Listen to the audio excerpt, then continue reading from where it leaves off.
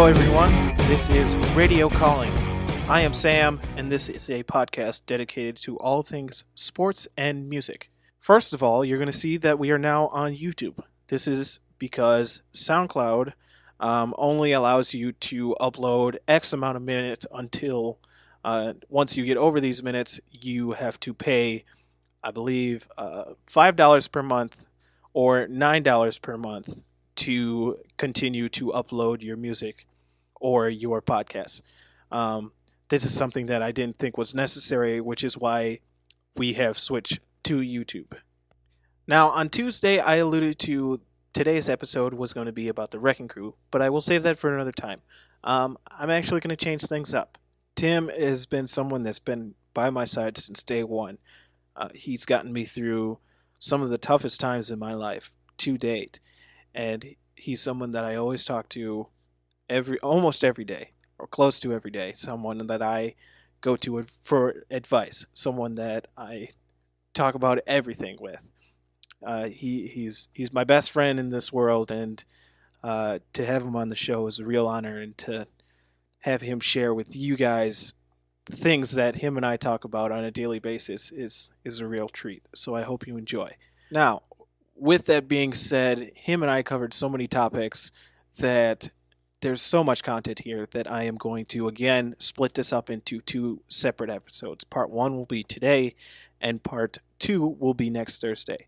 Now, in this conversation that I had with Tim, you're going to hear us talk about his influences, what got him started in music, what really turned him on to music, and how he started to be a guitarist, and his first bands, and his influences, and then he also gives me his top 5 favorite guitarists of all time list, which is something that I am still trying to process and still trying to get down to a top 5 list. So once I get mine out, I will share that with you as well. So now, without further ado, I present to you the music portion of Radio Calling with my best friend, Tim. Okay, so just tell me how you got into music, or what kind of started you to play the guitar in the first place. Well, I think a lot of people have that moment of, you hear about like famous guitarists and like different people who have that moment of like, they see someone playing the guitar and they're like, oh, I want to play the guitar, Yeah. like, whatever. And I don't know if I ever really had one of those. Really? I think those moments came, maybe I did and I don't remember, but I think those moments came after I started. Uh-huh. And it was more like fuel on the fire instead of like starting the fire, Right. if that makes sense. Yeah.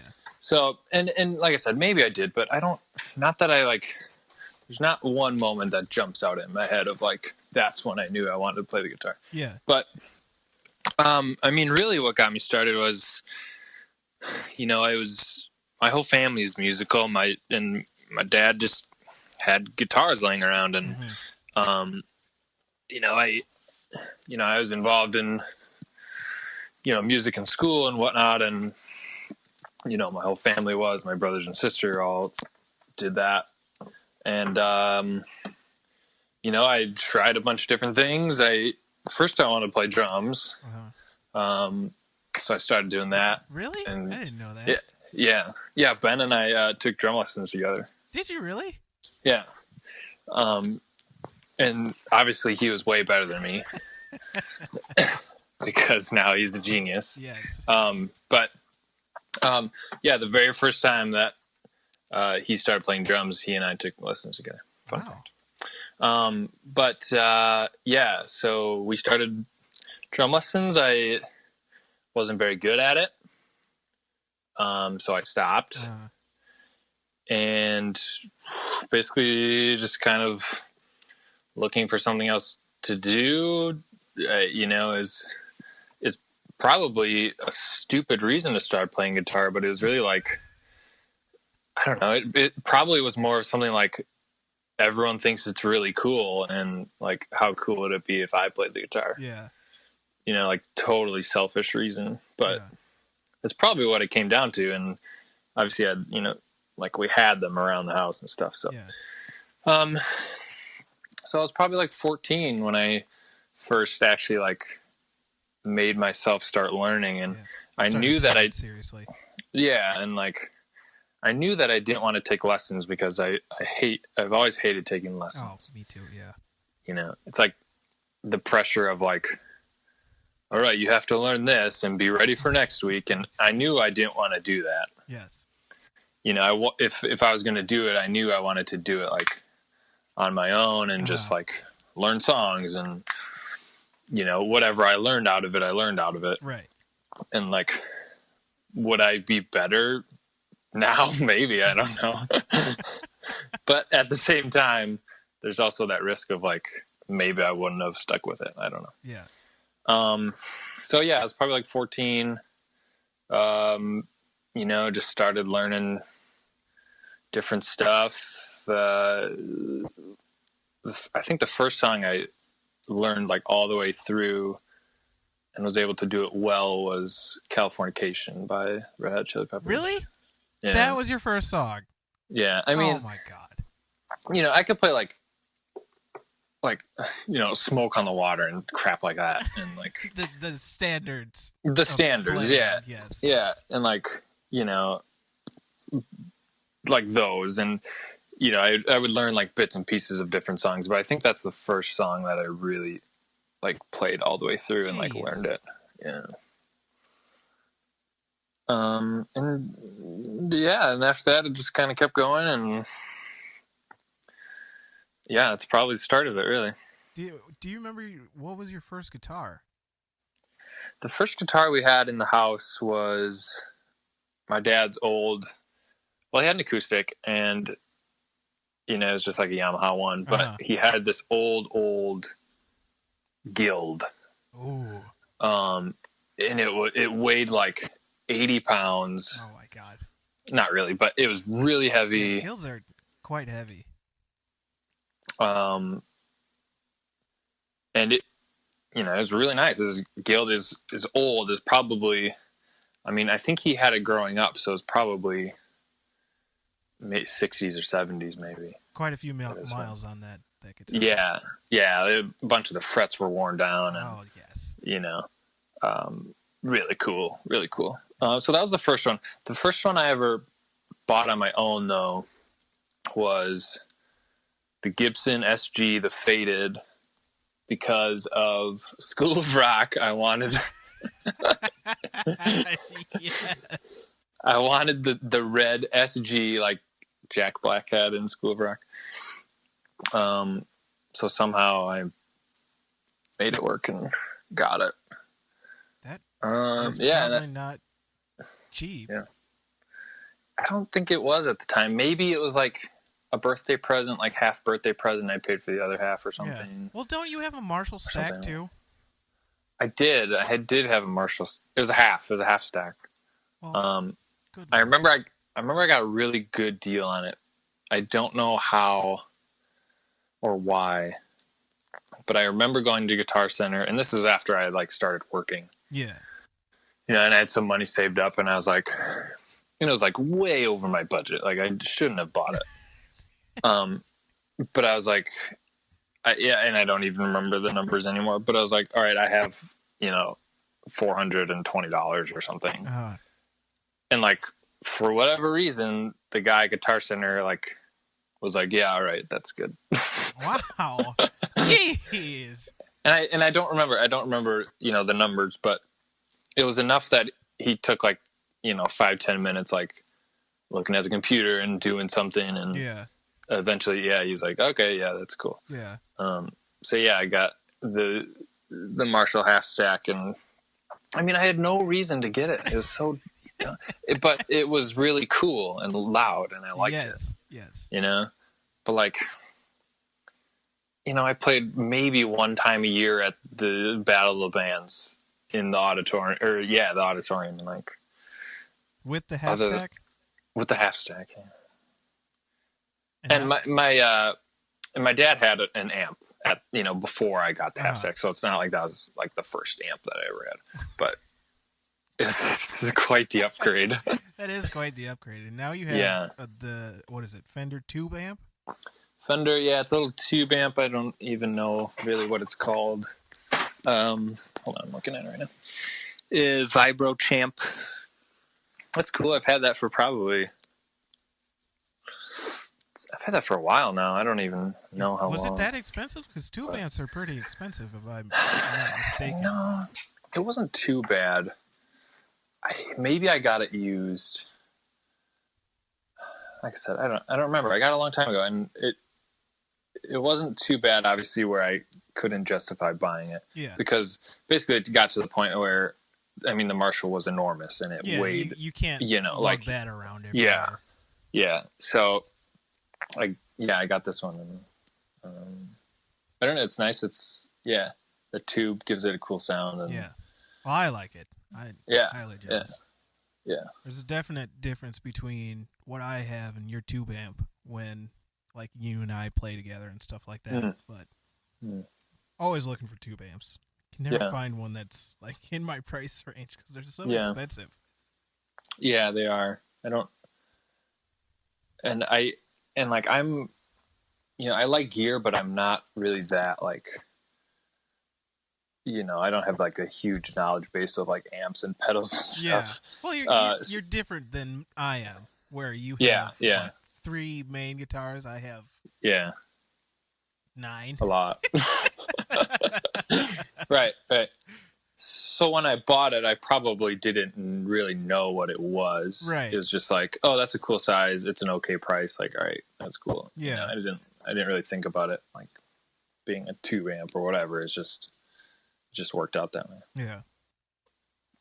Well, tell me, you started, playing guitar throughout your middle teen years, and then just tell me what kind of influences you had, or what kind of really started making you take the guitar seriously.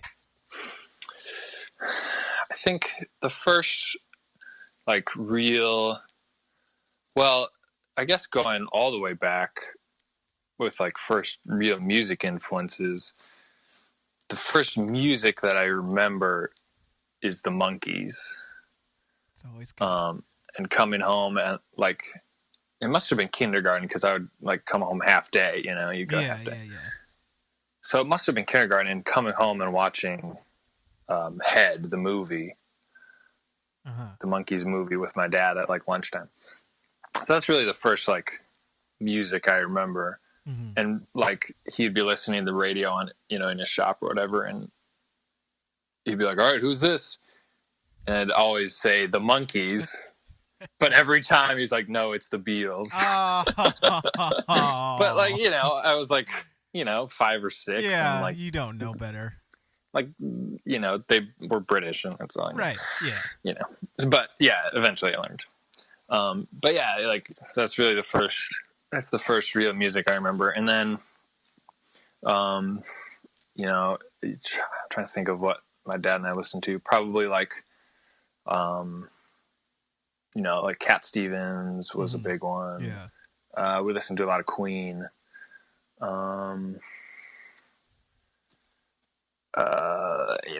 lot of other stuff. James Taylor, probably. Yeah. That was probably before I started playing. But after I started playing guitar, my first real influence, I think, was Red Hot Chili Peppers and John Frusciante, probably. Yeah. Watching him, like, 'cause obviously he was the guitarist at the time, and watching John Frusciante play. I remember watching the Live at Slane Castle concert, and him just like shredding, and everything was just perfect. Like he was perfect. Yeah. The whole band together was perfect, and like seeing the, like emotion and just like how good he was like, that's probably the first like real guitar influence was John Frusciante. And after that, I mean, I got into like Foo Fighters and, stuff like Blink-182 and, maybe, like Sum 41 and through my angsty years. Thought it was so cool because I was listening to like Blink-182 and Sum 41. That was me too. Yeah. So I started playing more of that, learned a lot of Blink-182 songs, and that's kind of my deal for a long time. And then eventually I got into, who's definitely my main influence throughout the whole time, John Mayer. Yeah. And it's funny because I never liked him at first. My sister was really into him, so I didn't want to like him. Yeah, well, of course. Of course, yeah. Like, I can't like that. Yeah, you can't like something your sister likes. No, not at like 14, 15. Right, exactly. And, at that time it was like, again, I was like angsty years, so I was like, oh, he's like pop, and I don't like pop music. Yeah. It's like, well, he's too popular. Right, yeah. The usual things. But eventually, I obviously learned to like him, and like the Continuum album was, a big album for me. And just like listening to all the different styles that he played, and like the blues stuff, and then he covered Bold as Love, which was just fantastic. Oh yeah, yeah. So those are probably at the very beginning. Those are probably the top two would be John Frusciante and John Mayer. Yeah, two Johns. Well, I always, like you, I've always heard of John Mayer, but when I met you, I actually kind of went into John Mayer a little bit more and started to discover him a little bit more, all because of you. You were always playing John Mayer. Right. You always had John Mayer in the car when I would come and see you and stuff like that. So my knowledge of John Mayer has expanded since I've met you. Well, that's good. Yes. Good. Yes. Go ahead. Do you remember your first band? I do. Very, very, very much so. Was it Tennis Ball Fuzz? It was Tennis Ball Fuzz. Was it really? I thought it was. Yeah. It was Tennis Ball Fuzz, yep.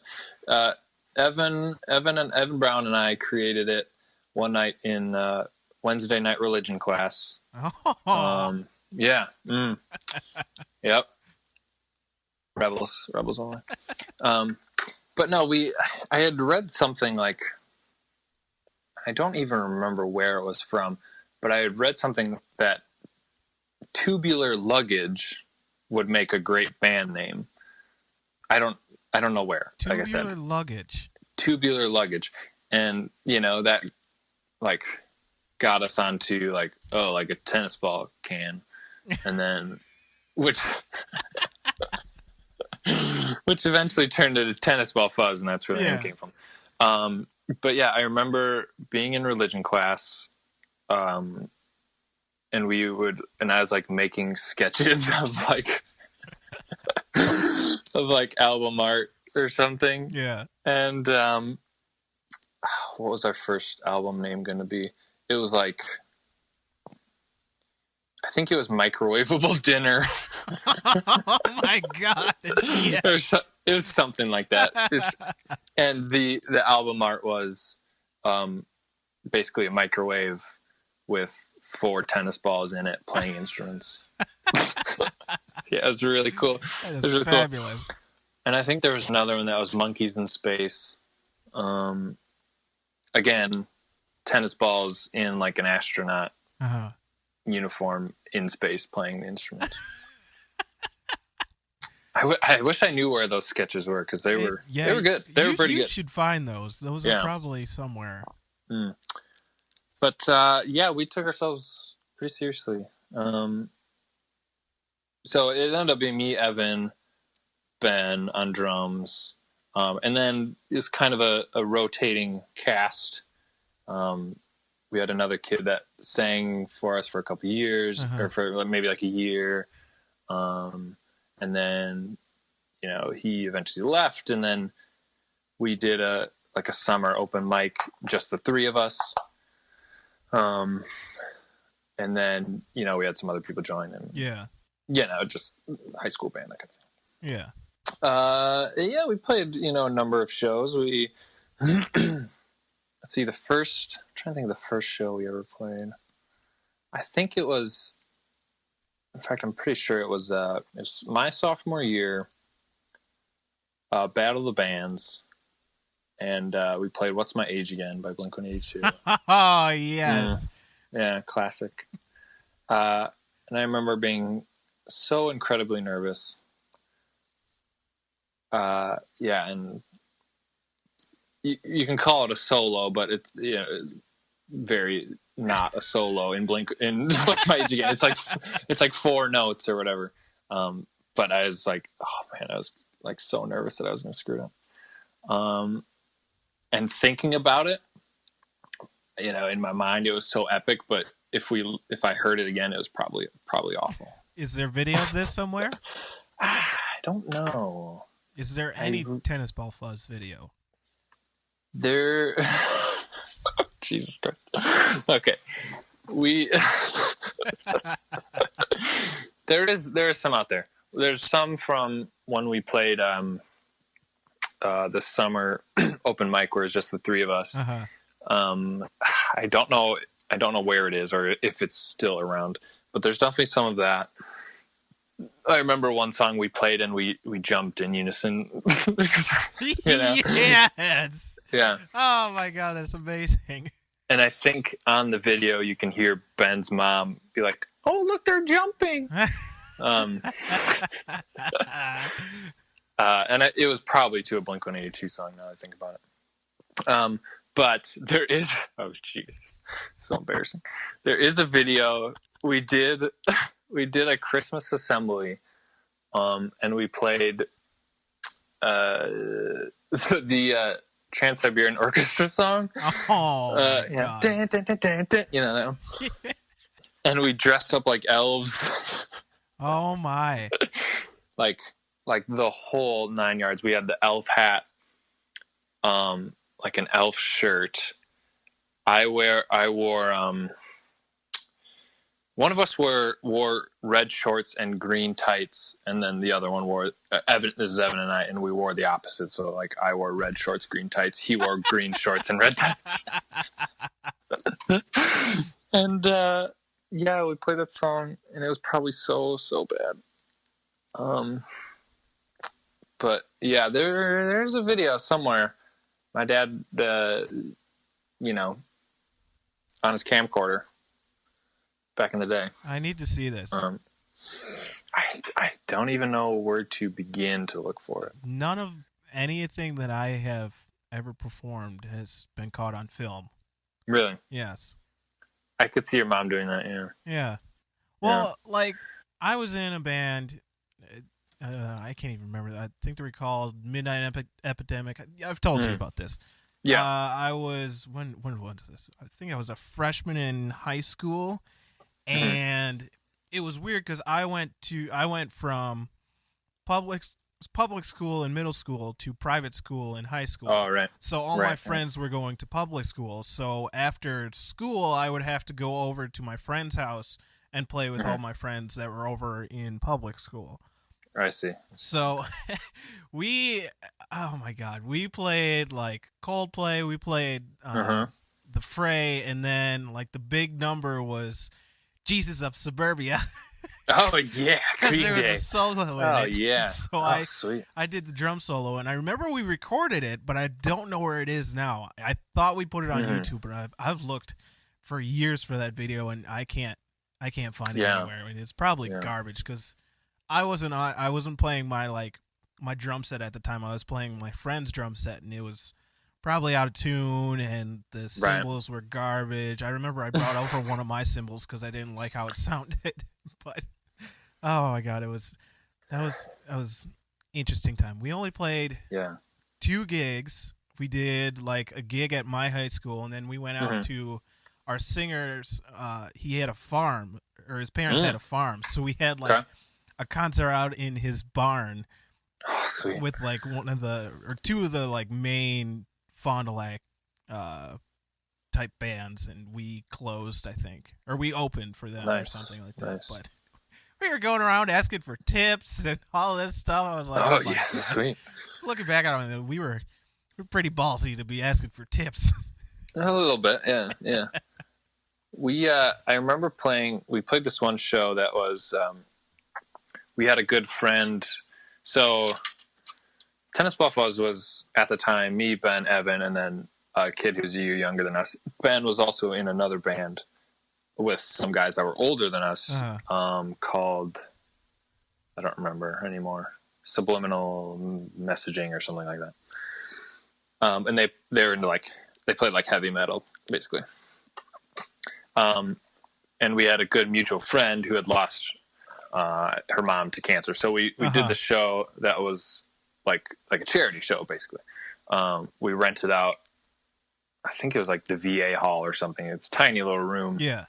And, like 3 bands played or something. And one guy we went to school with did like an acoustic set, and then we played, and then the other guys played at the end.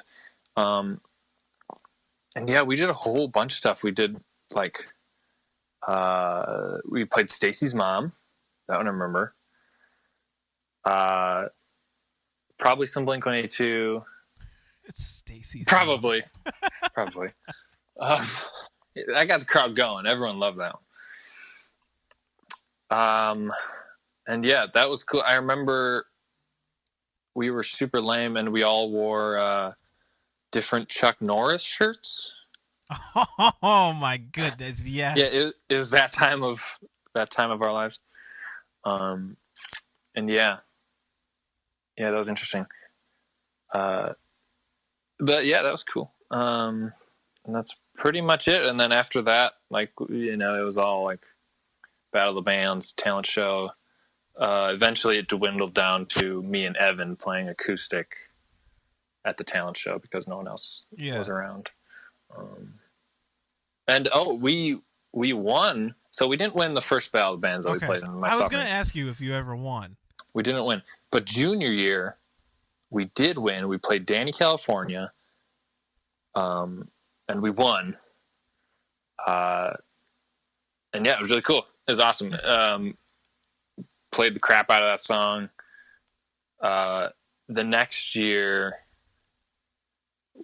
I think we decided on the song we were going to play the night before. Oh, God. Which was My Own Worst Enemy by Lit. Okay. So we had never actually practiced it. Oh, dear. So it was probably very, very bad. And then the next year was, I think, just Evan and I, and we played it was Hey Soul Sister. It was when that song was big. Oh, yes. I think I've seen video of that one. Probably, maybe. Yeah. I think, that one's out there. Yeah. And we actually won that year too. Yeah. Yeah. Because there wasn't really anyone else.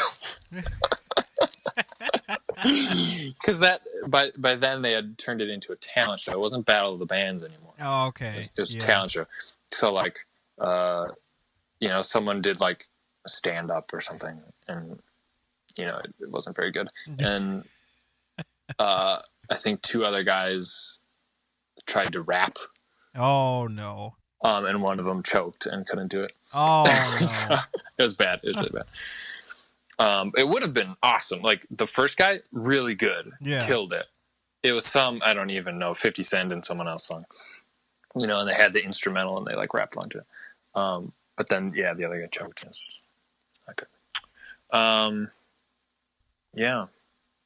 And then we played, probably my worst ever experience playing live music was, it must have been, what year is it? Maybe we had 2 talent shows my senior year. I don't know. They all run together now. Yeah, I don't know. But we played Notion by Kings of Leon. Ooh. And I was singing it. Oh. And how much I hate singing in front of people. Yes. So I was so nervous. And it was just really bad. Oh boy. It was really bad. And I tried to sing in an octave down because it was really high. Oh. which just means it was really quiet, Oh. basically. And it was awful. It was so bad. It was the first time I'd ever sang in front of anyone. Yeah. And it's in front of like the entire school. Yeah. It was bad. It was real bad. But I survived, and it was okay. It was all right in the end. Yeah. Well, your first like big studio, I think I remember this. Your big studio session, you brought in Ben and Evan, so you kind of had like a tennis ball reunion in the studio. We did have a tennis ball fuzz reunion. I was at the time I was trying to study and learn about recording studios and working in them and like learning about all that stuff. And the project at the time was you had to record someone. Well, I didn't really know anyone else. So I was like, well, I'll just record myself. And yes, I had Evan come and play bass. Ben came and played drums. I think at separate times actually, but so we were never actually in the room all together. Yeah. Maybe, I don't know. But yeah, we played Pursuit of Happiness by Kid Cudi. Yes. The Lisi version. Yes. The Lisi cover. Yes. Fabulous version. Yeah, and yeah, that was really cool. It was cool. It's probably 2011. So the first time we had played together, and I guess it wasn't that long, maybe a year or so. But we had all gone to different schools, and so it was coming together and playing games. So that was cool. Yeah. Do you think there will ever be another tennis ball fuzz reunion? I don't know. We can hope. We can keep hope. I know the people out there want it. Yes. Well, maybe maybe your wedding. We'll get tennis ball fuzz together. That I would do. That'd be a treat for everybody. We'll just go through and do every band I've ever been in. We'll each do a set. Yeah. Let's do that. Like Lollapalooza style. Yes. Have 3 different stages. Yeah. I'll make it happen. It'd be amazing. Well, that'll do it for another episode of Radio Calling. Again, I am Sam, and thank you for joining me for the music portion of my podcast. Join me next Tuesday when I discuss the sports aspect of my podcast. Again, I am on Instagram and Twitter at LondonCalling22, all one word. Thank you again for joining me for Radio Calling, and we will see you on Tuesday.